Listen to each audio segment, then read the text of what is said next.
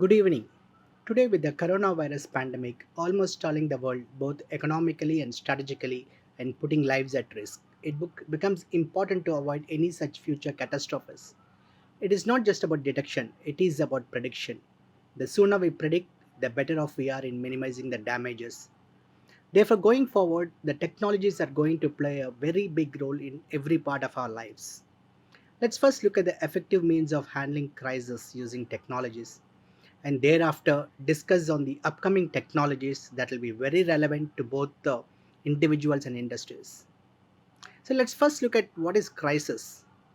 Crisis is part of everyone's life. It is an event that leads to restlessness amongst the individuals or a group. It creates a very dangerous situation and affects a community or a group of people or a whole society at large. It usually happens at a very short notice and triggers a feeling of fear. It creates situations where time is short and a quick action or decision has to be taken.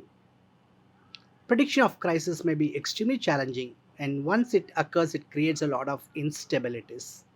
For example, if you have a rupees 25,000 in your bank account and you will have to pay for your hospital expenses rupees 50,000 and nobody is willing to help you. So what do we do? This is one example of a crisis. A good way to protect a crisis is by preparing before it rises. If you take extra measures in preparing for the crisis, you'll be less likely to face negative consequences. There are several types of crises. Some important crises are: one is technology, the second is the financials, and the third is on the natural crisis. These are the three important crises that we are going to see today. Technology crisis. Nowadays, most of the business work depends on technology. Any breakdown in technological appliances creates hindrance in the service of customers. Let's take a very simple example of an ATM machine. The primary purpose of an ATM machine is to dispense cash, and the entire community's organization and businesses depends on the proper functioning of these machines. In case if there is any failure, most of the businesses and organizations or the customers they go cranky. So this is one example where technology crisis is going to create a big impact on our everyday lives. Let's understand one more example. What happens when a WhatsApp get compromised and all of your data gets deleted? This is again a technology crisis. So the technology crisis can include a hardware failure or the software getting compromised. To deal with such incidents or situations, the management of an organization should plan things. Suppose if something were to go wrong, so what do we do and how do we handle such situations so that the impact of such disruptions will be very, very minimal in the regular operations of our organizations? The second is the financial crisis. The financial crisis happens when an organization or an individual is hit by the sudden loss of large amount of money. It happens usually such as a bankruptcy, revenue losses, inflation, or sudden change of trend in the market. They can cause a financial crisis. Either it be an individual or it could be for an organization. It is very difficult and it's very damaging for the entire organization should it occur. Customers can lose their trust if the financial crises are not handled by the organizations carefully and quickly. And these type of crises make the negative reputation of the organization in the market, and any inefficiency to handle such crisis can cause a permanent damage. The third is the natural crisis. Natural crisis takes place because of the occurrence of some natural phenomenon such as the pandemics, which is a apt example for now. One is the coronavirus, and a few other natural crises are like earthquake, volcano, floods, storms, or any other act of nature. They're not in the hands of anyone. The natural crisis, they can be, once they occur, they can be on a large scale. The best way to deal with such crises is planning for them beforehand, such as preparation and uh, preparation of preventative measures in the healthcare systems, building an earthquake resistant building, making emergency exit doors, for example. These are some of the measures that we can do to prevent the natural crisis. So these three crises are the ones that I've highlighted in this particular discussion, although there are several other crises that occur in our everyday life. And how does technology help us in minimizing the impact of this crisis or disasters? In countries around the world, natural disasters have been existing all through. They are caused either by a climate change or extreme weather, aging and poorly designed infrastructures, which pose a significant risk to human life and communities. Usually, a huge investment is required to repair the built environments if something were to go bad.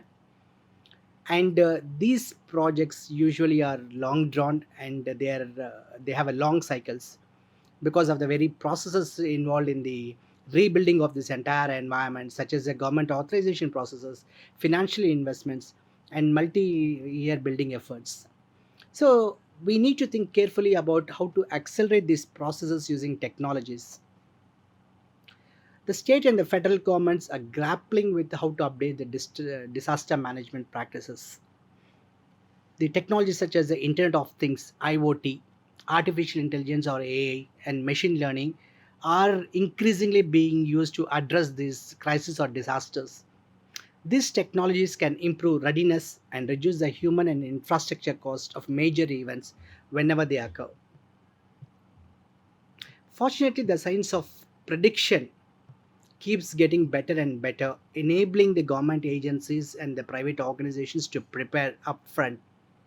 Organizations have a huge sensor network these days, such as a wireless sensor network, wireless radio frequency technology, satellite imagery for the government organizations to predict the impact of disasters such as a tsunami, earthquakes, examples. The teams can monitor, the disaster management teams could monitor the networks of weather based stations, for example, as an early warning system for hurricanes and tropical storms. IoT devices, artificial intelligence, and ML, the machine learning, are embedded in the infrastructure itself and make it possible for public safety officials and development planners to monitor data on roads, bridges, buildings, any other infrastructure such as energy grids and public transportation. They can prioritize preventative maintenance and repairs, evaluate whether structures can withstand a coming weather event while continuing normal operations. The first few days of a disaster's aftermath are crucial.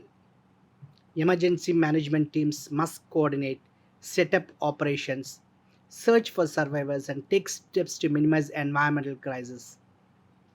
So, some of those technologies that are going to be increasingly used for such disasters and crisis management are one is like a drone and satellite imagery, IoT infrastructure, AI powered chatbots, and artificial intelligence based data analytics, social media data, online heat maps. So, these are some of the technologies that are going to be relevant for the future disaster and crisis management. All this information can help teams identify urgent needs, prioritize responses, and avoid wasted effort. AI can quickly make sense of the vast torrents of data created by the sensor networks and can predict the future developments, such as the potential aftershocks of an earthquake or if any flooding is about to happen. Take the example of a hospital that's isolated by a pandemic, such as a coronavirus, for example. A team could model the building layout, identify the location of the highest needs patients, assess the extent of infrastructure requirements, stage critical equipment in available places, and plan evacuation should be required at secured locations. So this requires the combining of IoT sensor data, social media messages, mobile communications, all put together that can enable to save more lives faster.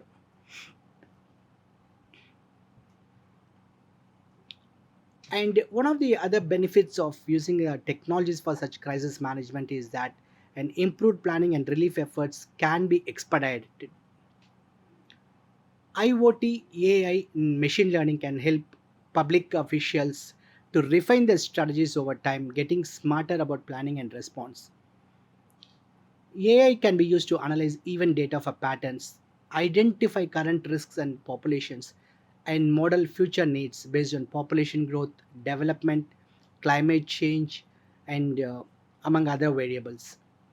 Government agencies can use these insights to craft policies that reduce the impact of disasters on communities, like planning new buildings and hospitals in less vulnerable areas. Not every crisis is avoidable, but now we have the technology to predict and prevent natural and man made catastrophes. When predictable natural disasters do strike, the responders can gain access to real time data that aims aid where it needs to be faster, reducing a loss of life. AI and machine learning are making foresight a lot easier when it comes to handling disasters. So, these are some of the technologies that are going to become an incredible future in the coming years. Let's list out few other technologies that are going to be far more relevant in the coming years, not just to address the crisis management, natural, but also in the industries. Let's take the first example uh, as Internet of Things. Since its inception in the late 90s, the IoT companies have been using this technology to improve productivity, inventory tracking, management, and security processes. It is estimated that in the next 2 or 3 years, that is in the year about 2022 or 2023, almost 200 billion devices will get hooked to the internet, making them very smarter. The IoT technologies is eventually getting its pace, and as many of the reports suggest, in the near future, we are going to see IoT devices becoming more and more popular for many general purpose computing tasks. The second of the technologies is the artificial intelligence, or popularly called as AI. The artificial intelligence will take over the world in the next few years. You might have already seen this in lots and lots of applications. We also might see for the recruitment, people call for data scientists, data analytics, which actually means that people are conversant with machine learning and artificial intelligence algorithm. This technology seems to be making its place in the present as well as future technology due to the advanced changes it has been making worldwide. The everyday tasks of artificial intelligence are enabling the customers to see through facial recognition, read the messages, reports, speak and record the emotions through effective computing. AI will become an independent technology that no longer it requires any human assistance to learn anything. The machine by itself will be able to understand or interpret what the incoming data is and make decisions accordingly. The next technology is the blockchain technology. Blockchain has several applications reaching far beyond the financial transactions alone. Companies have applied the blockchain technology to almost everything from simplifying tracking and access to information in academia to amusing and interesting games that use complex algorithms to create some unique experiences. In about 2 to 3 years from now, the world is going to see its huge adoption. The next technology is the NLP, or the natural language processing. As the NLP technologies evolves over years, computers will be extending their present capabilities from processing to understanding human language in quite a holistic way. Until now, NLP is restricted to infer only a limited range of human emotions, including the feelings of anger or joy. Eventually, NLP will be programmed in such a way that it understands more complex elements of human emotions such as sarcasm, humor, and cynicism. Facial recognition. This is one of the technologies that is gaining that is gaining a lot of popularity. In the future, we will see the face recognition is not just to use to use it to track criminals, but it will also be used for attendance tracking, access control systems, and even for employee productivity tracking. This technology came to light commercially when the iPhone X was launched with one of the basic features, the facial ID. In the future, you will see that you'll be able to unlock your house, car, etc. with the help of the facial technology. Automation. Along with artificial intelligence, machine learning, robots, deep learning, the automation has moved quite ahead in the production lines. From packing the product boxes to delivering the items at the doors of the customers, automation seems to be one of the most awaited technologies. Food, medical, beverage, and customer service will also become further automated and streamlined. The next technology is the cognitive technology. The cognitive technology comprises of things like a speech recognition and natural language processing. Combined, these various technologies are able to optimize and automate a lot of tasks that were previously done by individuals, including certain aspects of analytics and accounting. Even though cognitive technologies have a wide range of applications, it is predicted that the industry sector most affected by this technology will be the software sector, with about 93% of the software development companies are projected to adopt these technologies in the next 2 to 3 years. Virtual reality and augmented reality. Many industry sectors are taking advantage of AR and VR technologies and exploring all options for the manufacturing, healthcare, and transportation industries. The VR headsets, unlike the earlier days where sensors and cables used to have a lot of wires dangling around, now they are getting replaced by the mobile and the wireless devices. This is making the VR technology much more attractive than what it was before. This evolution will allow businesses to build AR and VR features into larger and more holistic applications, creating a complete set of capabilities for more meaningful customer experiences. Prescriptive analysis. The digital technology gives the businesses the data related to how customers will react. It will also guide them on how they shall act when the customer behaves in a certain way. Not only the future systems provide the reasons for the failure of a particular machine, they also come with the remedial measures that need to be undertaken to solve the problem. Such as an example, a machine fails. The machine automatically gives an analysis report of what should be the procurement of components that need to be done and which of the suppliers should be intimated for the procurement. All these processes are automated. So now the prescriptive analytics has gone one step beyond the predictive analytics. The predictive analytics focuses only on the prediction of the failures, whereas prescriptive analysis goes one step beyond. In addition to prediction, it also tells what sort of remedial measures that we need to undertake to make the process very streamlined and very efficient. The other technology that is gaining popularity in terms of hardware and in terms of industrial competitions is the edge computing. Edge computing is a kind of computing that is done at or near the source of the data. Instead of relying on the cloud at one of the many data centers which does all the necessary work. Even though things move instantly to and fro from the cloud, there are still some issues when data hops around the world. For such reasons, edge computing will mean faster response times for many of the internet connected devices.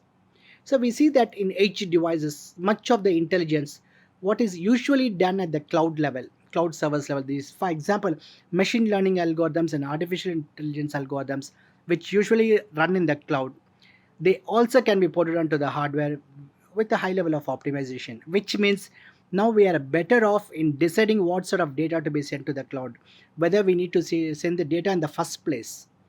All these decisions can be made at the hardware itself, thereby conserving the communication bandwidth as well as the cost to the service providers. So these are the technology overview, how they are going to impact the future scenarios, which also include the crisis and disaster management. In the years to come, we see that all these technologies are going to penetrate the uh, industries to a large extent, where we see industries adopting all these technologies in every part of their application. It could be either the people management, it could be the process management, or even the machinery management. The governments can use it for tracking the criminals, maintaining the database of the criminals, and to address the natural disasters. Technologies are going to be very, very relevant in the future to come. So it is as best that as engineers or entrepreneurs or employees of an organization or even the budding students, it becomes very important that we understand what is the significance of technologies, what are the various evolving technologies, what their impact in the industries, businesses, and the government organization. So with this, I would like to end my presentation. Thank you very much for your attention.